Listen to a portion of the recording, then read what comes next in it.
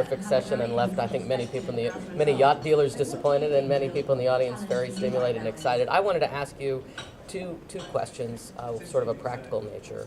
You mentioned that the needed policy is a policy that encourages more shots and goals, and I just wondered if you could get a little specific about what sort of policy that is. Is it federal? Is it state? Is it tax?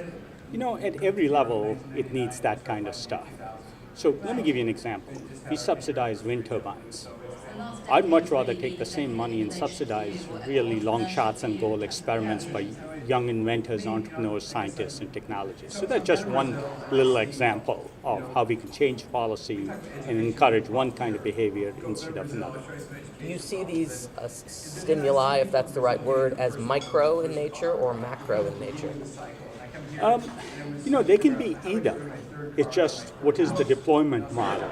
If the deployment model is large projects, I think it's far less effective than the deployment model. So even take energy, which is an area I work in, the large DOE loan guarantees are a good idea, but they're not as effective as the DOE ARPA-E program, which encourages lots of big innovation. So if I would pick only on one between those two, I'd pick the ARPA-E model, where they fund individual scientists with radical ideas as opposed to large billion-dollar projects. So that's the deployment model. And it can be the same institution like DOE. They're doing a pretty good job. I wanted to ask you about one other broad area of policy, which is immigration. You mentioned that one of Japan's mistakes you felt was that it remained really a closed society in the 80s. How great is the risk to the U.S. that becomes our fate, and what policy, directionally anyway, do you advocate to make sure it doesn't happen? I get the general feeling that the U.S. is doing the right thing. And in some ways, the U.S. is becoming so multicultural. California is essentially 50% minorities now.